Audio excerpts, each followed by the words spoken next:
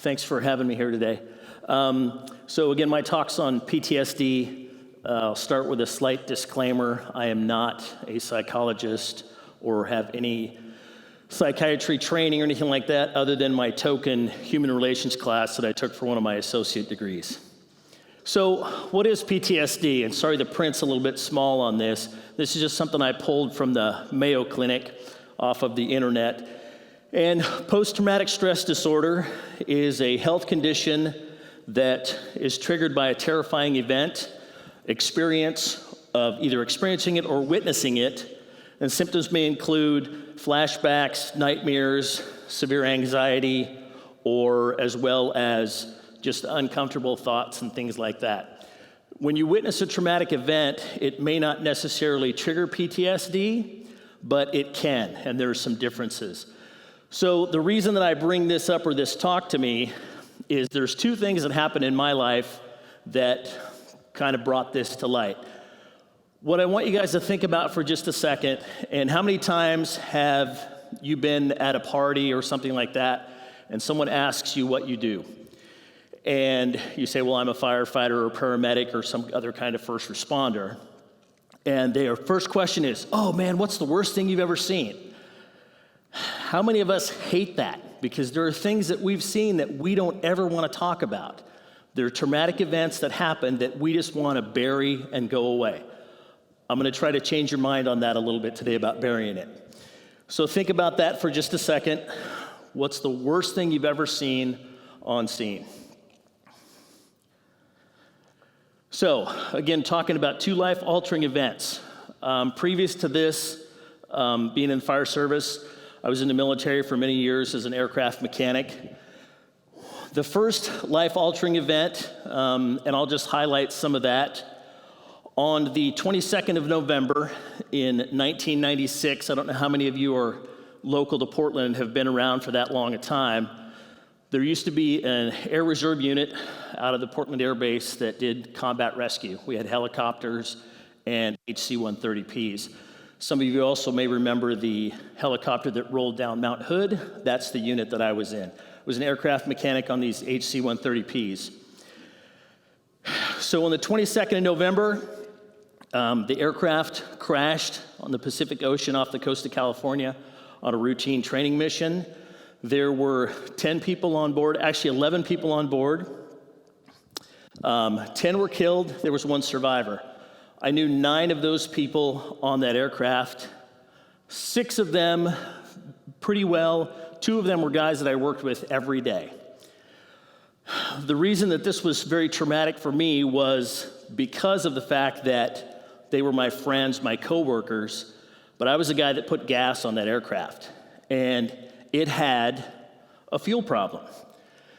So one of the things that happened, it crashed on a Friday night, and I remember this to how it exactly happened and how I heard about it, was my parents at the time lived in California, and we were asleep Saturday morning. My wife answered the phone, and her words were, "He's right here."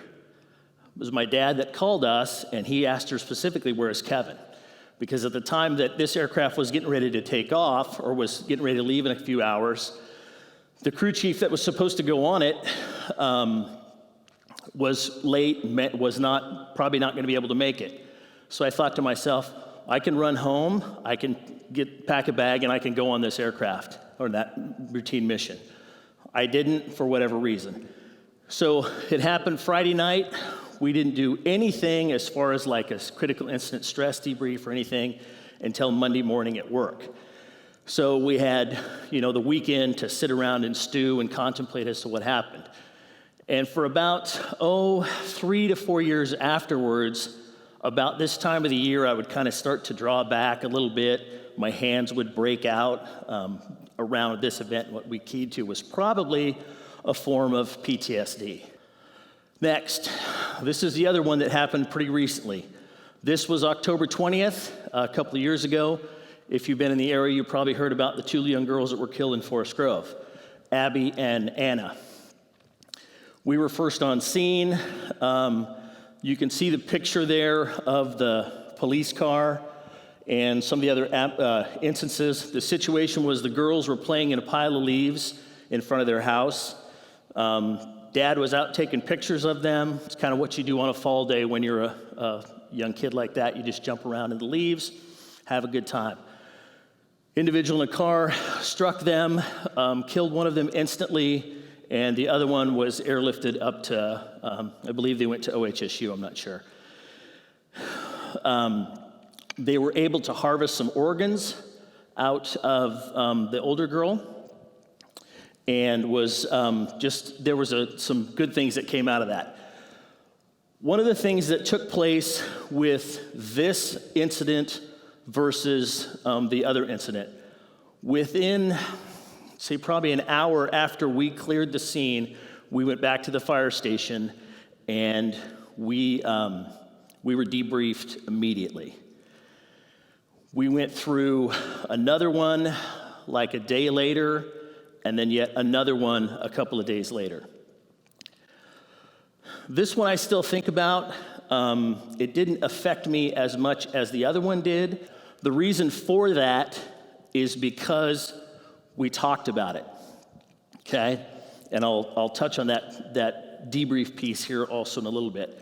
One of the things that Susan Robinson, who was the mother of the two girls that were killed, she started this community, Love Rocks community. And you can see by the statement here that they weren't going to live in that tragedy. They were going to move on from that and try to make something different or good out of this, this tragedy that happens. You may have heard of Love Rocks. They're kind of around. It's just kind of a way it's a little token symbol. It's a regular rock. It's got a heart cut out on it, and on the back is a link to their website. Take a couple, pass them out, go see what that website's all about.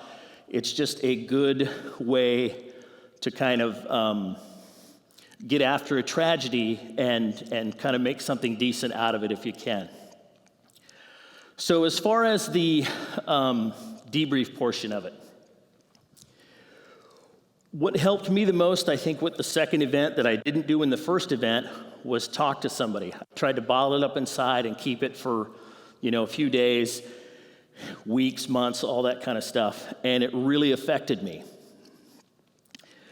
So whatever your coping mechanism is, whether that's, talking to a family, a trusted coworker, whether it's your faith system, and I'm not advocating for any one of those, but find something that works for you that you can reach out to, talk to, and deal with that process.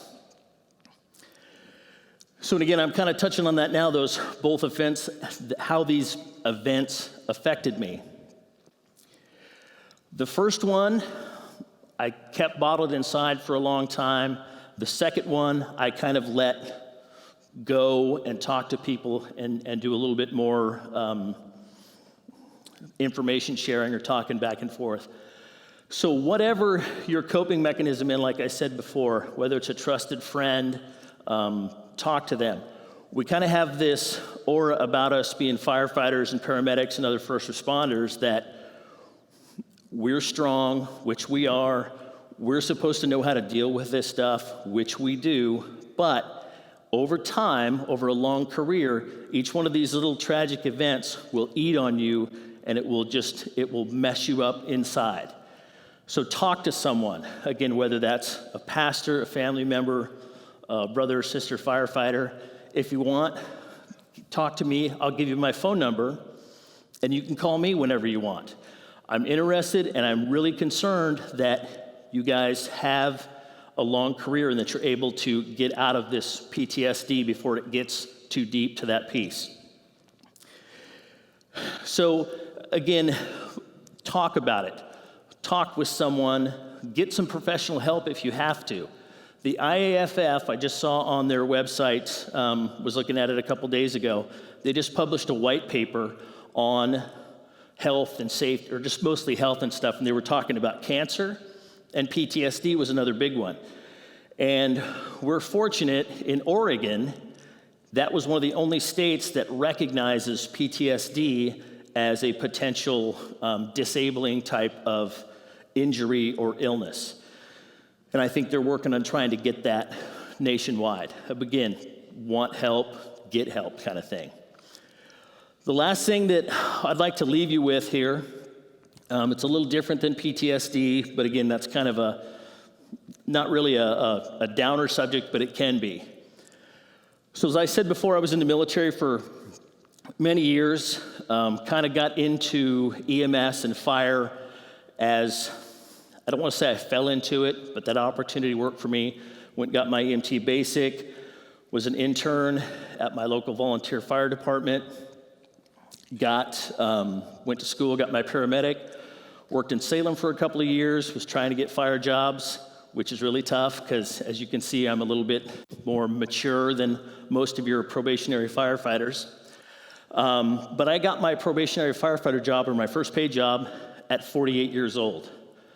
So my words to all of you guys are, again, with the PTSD, get help if you need it, and whatever your career goals are, whether you're trying to get a paid job or you're trying to move up for promotion or whatever, don't quit, okay? It does happen. It will happen. Work hard. Work as hard to get that job or that promotion as you do when you're training for a fire operations or an EMS thing, okay? Don't ever quit. It does happen, all right? Thank you very much, gentlemen, everybody.